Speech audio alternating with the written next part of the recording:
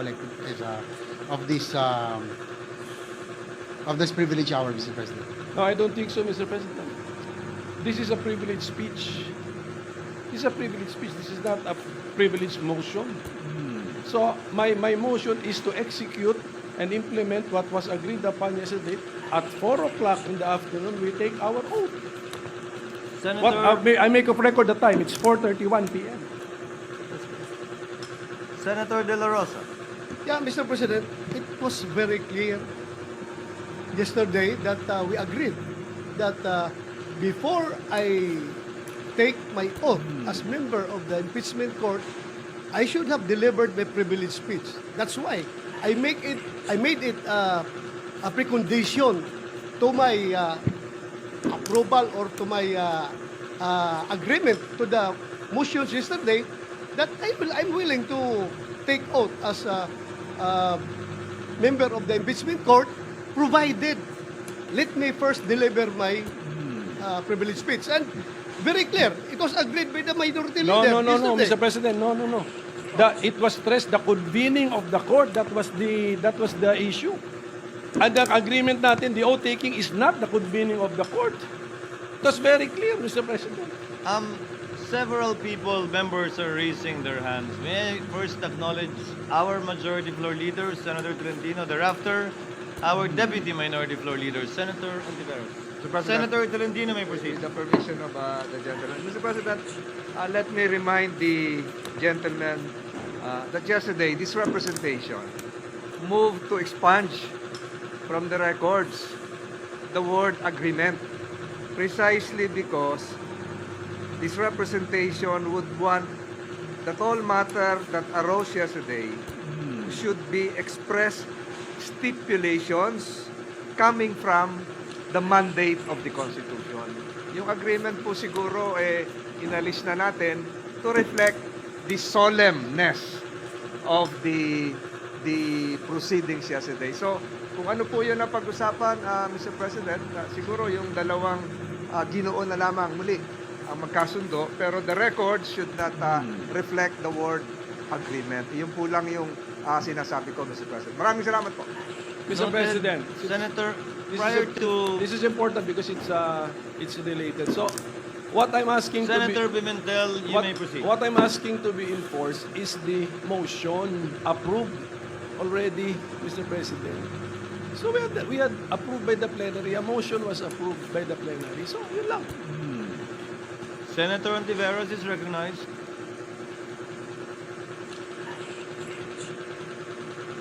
I second the motion of the minority leader, Mr. President. The motion to implement the approved motion. Napakahirap naman po magpatupad ng ganyan kasimple. Mr. President, under Section 3 of our Rules of Procedure on Impeachment Trials, the presiding officer shall administer the prescribed oath or affirmation to the members of the Senate then present and to the other members as they shall appear, whose duty it shall be to take the same. So yung pagka wala po o yung hindi pa po pagkasumpa ng ibang mga senador, hindi naman po hadlang sa mga present ngayon at manunumpa ngayon para magsimulang tuparin yung tungkulin namin bilang miyembro ng impeachment court. Kung nais po ng good gentleman from Davao mag-deliver ng privilege speech ngayon, maari naman pong ituloy na po yung pagpapatupad ng agreed motion kahapon, manupa kaming lahat na iba sa inyo bilang presiding officer, and then pakinggan po natin ang privilege speech ng good gentleman from Davao, at pagkatapos kung nais niya ay pwedeng manumpa na ayon dito sa ating rules of impeachment, Mr. President. So Mr. sinusugundahan ko po yung motion ng minority leader na gawin na po natin yung approved motion kahapon. Salamat po, Mr. President. Chair would like to make some remarks before acknowledging Senator De La Rosa. There was a prior motion made by the Majority Floor Leader. There is no motion to second as of yet because we first have to dispose of the first motion made by the Majority Leader with respect to the recognition of Senator Bato. But we note the manifest. We will consider and take note of the remarks of Senator Ontiveros as a manifestation for the meantime. Now, the movement is here. The person who made the motion yesterday, perhaps when I suspend session, you can discuss it. But for the record, there is no attempt whatsoever, and kindly, I hope people will refrain from making insinuations that there is an intent not to proceed with what was agreed upon yesterday simply because of the time. Because I was here at 4 p.m. and I waited until we had enough numbers for a quorum. And we will proceed as scheduled with respect to that. So whether Senator Bato, as will be discussed when we suspend, will speak first, or we will do what is being suggested by the minority floor leader. In either case, both will be done today. So before I recognize the movement, Chair will suspend the session so that you can discuss. May I just offer some voice of experience? Actually, sinabi na to ni SP, pero I'll just elaborate. But let me start out by saying, I understand why the minority leader stood up. Yes, minority at mas konti sila, but they have a role to play. It's not only a very important role today, it's an essential role. It's not only a role in our legislative session, it's a role in holding the second highest person in our government accountable. They have fought for that not just yesterday, but the minority leader, despite running for Congress, have continued, in Tagalog, tinutukan to. And in fact, I have to apologize to him. Medyo mas tama ka na yung forthwith means agad. Pero tinignan ko na yung Filipino version, isusunod agad. In that context, makikiusap ako sa minority leader. We've been here long enough dun sa atin na 3-4 terms na pag nag-argue kung sinong una, tatagal tayo na 1-2 oras, walang mauuna. So kung gagawin natin yung forthwith today, ibig sabihin isusunod agad. I looked at the rules, no? Sabi po kasi talaga pagka personal privilege, pwede mauna. But ang sabi nga ni minority leader and backed up by the deputy minority leader, we know how important the impeachment court is. So may I ask a further favor indulgence from the minority leader that we allow Senator Bato so that we also do not violate. We're going to violate 1 or 2 things today. Violate the agenda, dahil sa agenda talaga mag-oath taking, or violate our rules, dahil sabi sa rules, anytime pwede kang tumayo sa personal privilege. So may we ask for the indulgence ng minority to allow Senator Bato to deliver his speech because binanggit niya to sa akin kahapon. Kung ako nagkulang, pasensya na po kayo dahil ang pakiusap niya kahapon, bago mag-oath, magsasalita siya.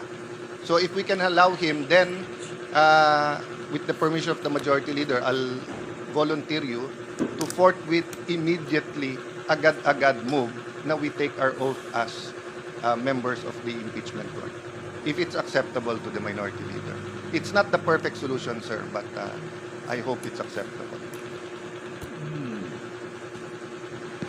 What does the minority leader say? Basically, Mr. President, we will agree to the suggestion of Senator Alan Cayetano. Pero ito lang yung point ko for those of you still present or serving in the 20th Congress. There is a purpose, meron tayong agenda. So when you are in number 7 for privilege speech, you cannot just stand up and then accelerate the tackling of your item in the session, Mr. President, by just standing up. So, ano na lang po yun, just an observation. So, with that, I willingly give way to our colleague with this important message for us, Mr. President, Senator Bato. We thank Senator Pimentel, also thank Senator Cayetano. Sana mas madalas-dalas siya dito. Hindi ikaw kokoa, si Alan. And also for the record, I'd like to assure our minority floor leader and deputy minority floor leader that we will, the chair would rather preside over the oath-taking of members of the impeachment court today. Before we adjourn, the clock not standing to give way to the privileged speech of the Honorable De La Rosa, because the Senate, after all, is a deliberative body. Everyone should be free to say their piece, subject to certain limitations, of course. And we are free to agree or disagree. And if the matter cannot be settled, for it to be put to a vote. If there are no other members who wish to state their piece on the matter, Chair now recognizes Senator Bato de la Rosa. You may proceed, sir. Thank you, Mr. President. Mr. President, esteemed colleagues, ladies and gentlemen. Imagine a house, Mr. President, an unfinished one. One that is still being built. Where do we begin? Of course, with solid foundations, a level ground, as well as an honest blueprint. Hindi pwede ang mga shortcut. Hindi pwedeng madaliin kung babaliwalain ng mga architects at mga engineers ang mga basic requirements. Hindi magiging matibay ang itatayong bahay. Maaari itong magdulot ng panganib, hindi lamang sa mga maninirahan dito, kundi maging sa ibang mga kabahayan sa paligid nito. If any of us happen to discover that the house we were living in was structurally unsound, we would likely scramble to have it retrofitted. We would probably file cases in anger against developers. I doubt any of us would simply shrug our shoulders saying, andito na tayo eh, hayaan na lang. Now, imagine a house of representatives that built and filed the impeachment complaints against Vice President Sara Zimmerman Duterte. Trabahong inupuan sa simula. At noong papalapit na ang deadline, biglang naging buzzer beater. Mabilisang pinasa sa atin at ngayon tayo naman ang pinipilit at minamadali. Pinapagalitan pa nga. That is your sworn duty. Tama na ang pamumulutika. This is undue delay. Sandali. Bakit kaya sa pagkakataon at pangyayaring ito, tila madali lang para sa atin ang sabihin, andito na tayo eh. Andyan na nga eh.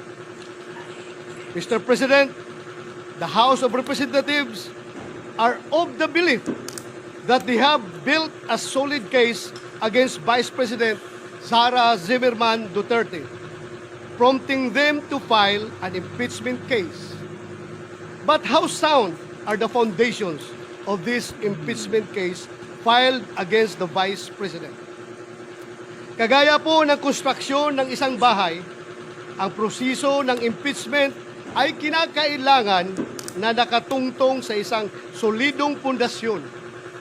Ibig sabihin, ang mga arkitekto na pasimuno nito ay may tungkulin na tiyakin na may tatayuan ang kanilang mga akusasyon.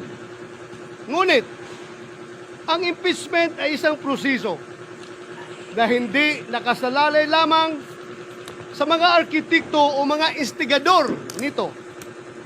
Sa totoo lang, pinakamadali ang naging gampanin ng HOR sa proseso ng impeachment. Yun ay ang pagbubuo ng mga akusasyon, Mr. President, kahit sino po ay maaring magparatang kung kanino man. Sa bahagi naman po natin, ang pinakamahirap, ang paghusga, ang paggawad ng isang hatol na makatarungan at katanggap-tanggap. Anuman ang nakatuntong sa mahinang pundasyon ay laging may panganib na gumuho.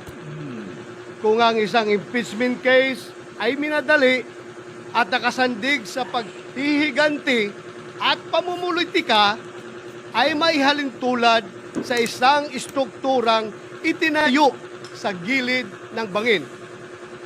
Bagamat tungkulin o obligasyon natin sa Senado na mag-convene bilang impeachment court, responsibilidad din natin na maging mapanuri at critical sa impeachment complaint na ipinasa rito sa ating bulwagan.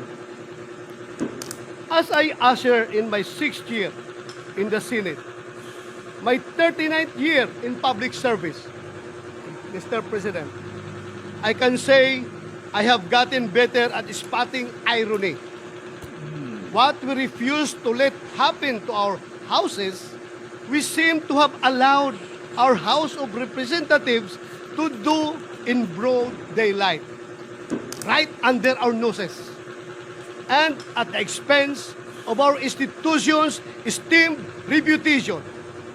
With this, Mr. President, my dear colleagues, allow me to express my serious concerns surrounding the constitutionally unsound foundation of the articles of impeachment that the Senate is set to tackle.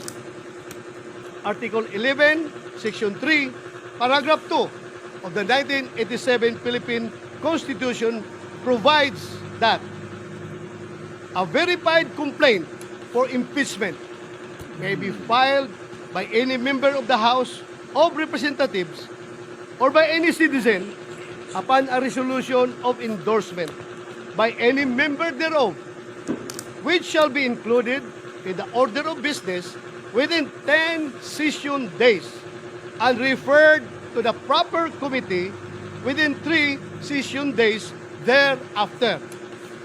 Keeping in mind the aforementioned constitutional provision.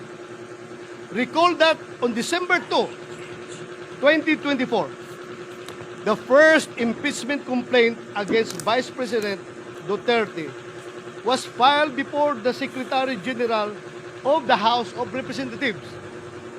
The second and third impeachment complaints were filed on December 4, 2024 and December 19, 2024, respectively.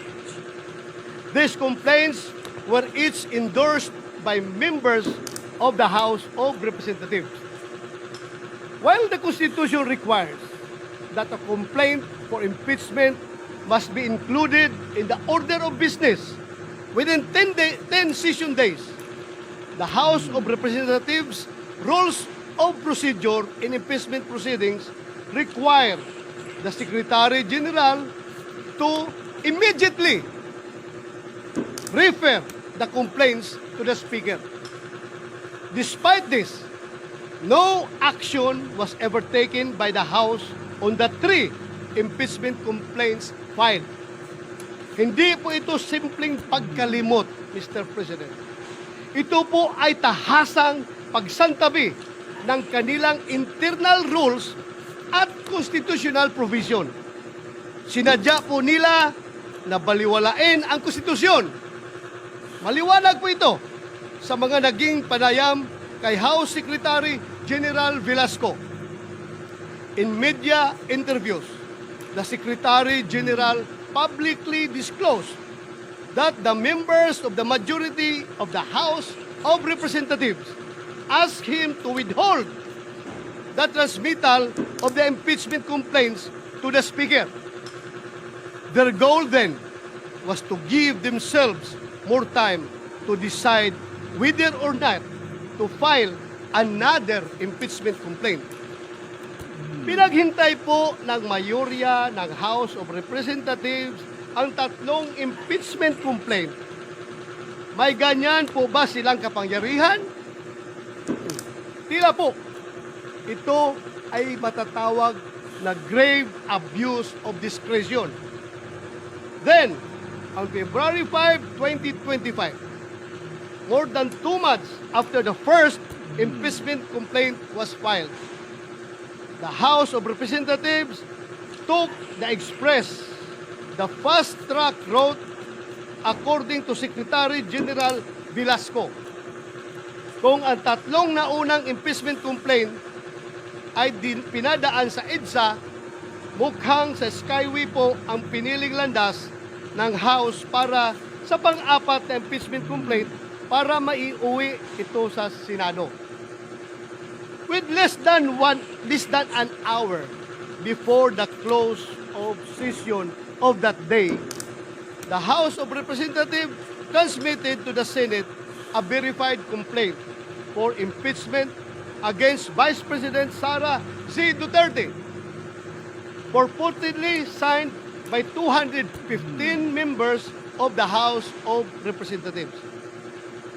My honored colleagues, had the House complied with their own rules and the Constitution, the three previous impeachment complaints would have been referred to the appropriate committee by the time the present impeachment complaint was filed and sponsored by the members of the House of Representatives. In other words, Your Honor, the intentional inaction of the House of Representatives allowed its members to purportedly circumvent the one-year ban enshrined in Article 11, Section 3, Paragraph 5 of the Constitution. Given the glaring circumvention of the Constitution, should we allow impeachment complaints which are constitutionally infirm to be heard and tried by this body? Kung defective po ang foundation ng impeachment complaint, marirepair o marirehabilitate ba ito ng pag-convene ng impeachment court? Hindi po ba mawawala ng saysay ang pag-convene ng Senate as an impeachment court kung malinaw na labag sa konstitusyon ang nais nating itayo? Kaya ang impeachment ay isang sensitibong proseso. Sa pagsampa pa lamang nito, binabato na agad ang akusado ng putik na kahit maakwit ay tila habang buhay ng nakamansa sa kanyang pagkatao. Pagkatapos ng impeachment, anuman ang magiging hatol, the damage done to the reputation of the accused will forever be irreparable. He or she will never be the same again. Some of the members of this august body may not agree with me and may take a different view as to whether the one-year ban has been violated by the House of Representatives. To settle this issue, the separate opinion of Chief Justice Renato Espuno in Francisco versus House of Representatives provides this body a direction on the course of action that we may take when confronted with the same issue I laid down. Former Chief Justice Puno said that before the Senate is convened as an impeachment court, the Senate, which has primary jurisdiction over the case, can already decide the question on whether the one-year ban has been violated or not. That is why, insisting ako na ma-deliver ito before we convene as an impeachment court. Hindi po natin kailangang hintayin magbagong anyo ang Senado at maging isang ganap na impeachment court. Ngayon pa lamang ay maaari na nating pagdesisyonan ito. Sumunod ba sa saligang batas at sa internal rules ng mababang kapulungan ang impeachment complaint na kanilang ipinasa dito sa Senado? Nasa Senado po ang pagkakataon upang magwasto. Kung minadali ng isuar ang impeachment complaint, bakit kailangan natin itong tumbasan ng kaparihong kawalang pagpapahalaga sa tamang proseso? Madalas po natin sabihin dito sa ating kapulungan, we are men and women of rules. Manatili po tayong ganun, malayo mula sa ingay at impluensya ng kung sino mang may mga personal na interes at pakinabang sa pagmamadaling ipinipilit sa atin. Mr. President, the inaction of the House of Representatives resulted not only in a possible violation of the Constitution, but in another justiciable controversy. It is worthy to note that its new Congress, empowered by a fresh electoral mandate in both the House of Representatives and the Senate, is not bound by the legislative actions of its predecessors. Hindi po natin maaring pilitin ang mga papalit sa atin sa future Congresses na ipagpatuloy ang anumang ating nasimulan. Sabi nga po ni President Chis Escudero kahapon, the Congress cannot pass an irrepealable law. Lahat ay pwedeng baguhin at galawin ng mga sumusunod na mahahalal sa Kongreso. Maari pong hindi sila gumalaw at hayaan lamang na nakatiwangwang ang anumang proceeding na sinisimulan ng mga nauna. When the fourth impeachment complaint was submitted, the 19th Congress was teetering on the brink of a long slumber. The Senate is now being urged to convene with only 2 session days. 20 days remaining before the 19th Congress closes. Hindi man po ako abogado, alam ko pong walang kaso, mapasibil, administrative o kriminal na dinidinig sa loob lamang ng isang buwan. Naghihingalo na po ang buhay ng 19th Congress. Bakit po natin ipipilit pa kung ang pintuan ng 20th Congress ay malapit nang magbukas? Malinaw naman po sa ating Rules of Procedure on Impeachment Trials, kailangang isumon ang person impeached para paharapin sa Senado. Kailangan din siyang bigyan ng 10 araw para mag-submit ng kanyang answer. 5 araw naman ang ibinibigay sa mga prosecutor para mag-file ng kanilang reply. Kaya po, kahit mag-convene ng impeachment court bukas, summon at pagtanggap lamang sa pleadings ang kayang magawa ng 19th Congress. Sigurado na po tayo na ang trial kasama ang pagrepresenta ng ebidensya ay magaganap sa 20th Congress, kung saan bago na po ang komposisyon ng Senado at mababang kapuluan. Because of the change in members, questions are being raised on the jurisdiction of the twin Congress to carry on with an impeachment trial commenced in the previous Congress.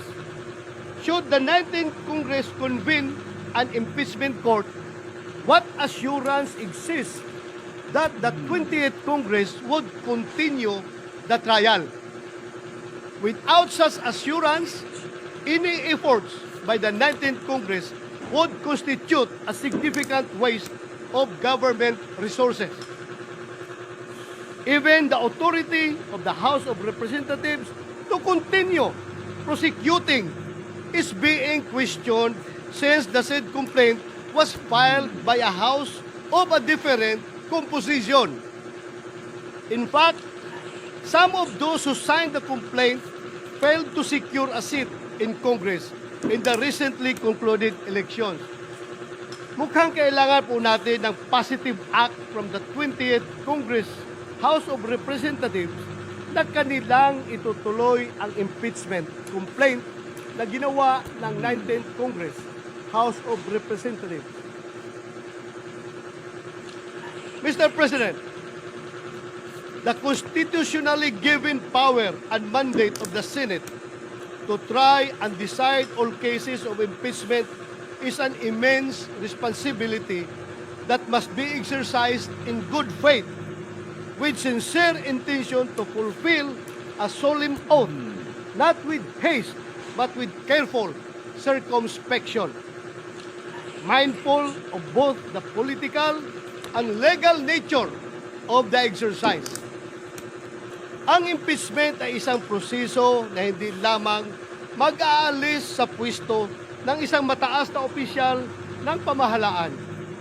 Ito ay isang armas laban sa sinuman na hindi umaayon sa kagustuhan at mga interes ng mga kaaway sa politika. Ito ay apoy na hindi lamang nakapapasok, kundi may kakayahan na tupukin at sunugin hindi lamang ang isang bahay, kundi isang buong komunidad. Mapanganib ang impeachment sa kamay ng mga mapagsamantala.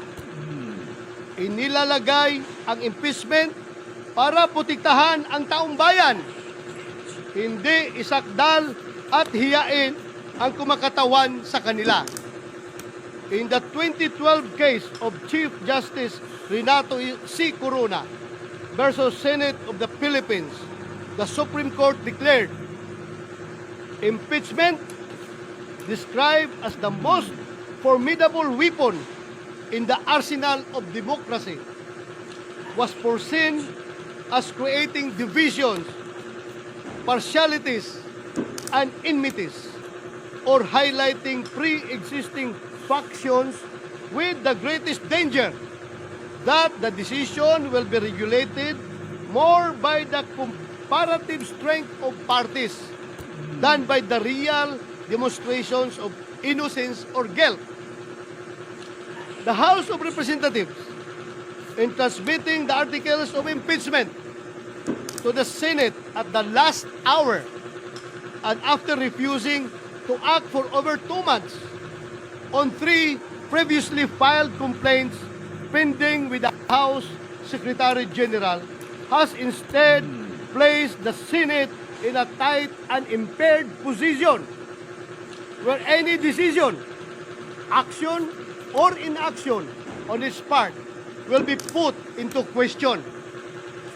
An acquittal, conviction, or even the propriety of proceeding with trial will be hounded not only by legal or constitutional questions, but by accusations of extreme bias, partiality, and lack of sufficient deliberation.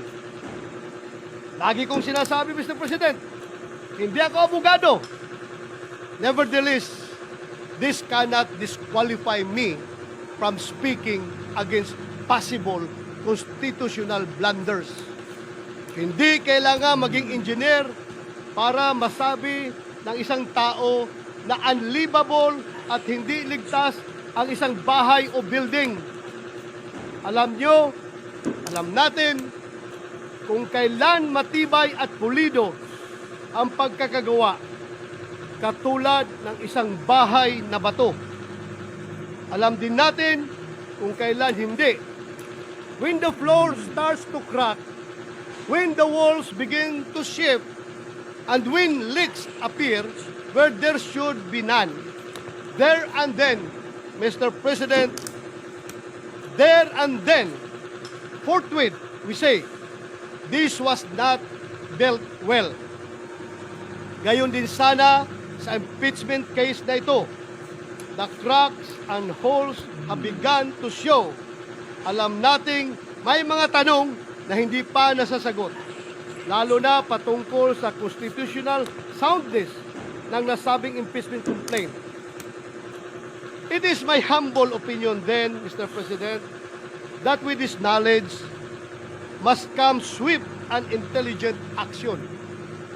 Kung gaano natin kabilis i-condemn at ipagiba ang mga strukturang hindi ginawa ng maayos, ganoon din dapat tayo kabilis umaksyon kung ang nalalagay sa alanganin ay ang ating konstitusyon.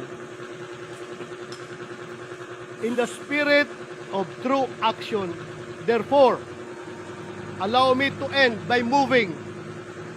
I respectfully move that in view of its constitutional infirmities and questions on the jurisdiction and authority of the 20th Congress, the verified impeachment complaint against Vice President Sara Zimmerman Duterte be dismissed.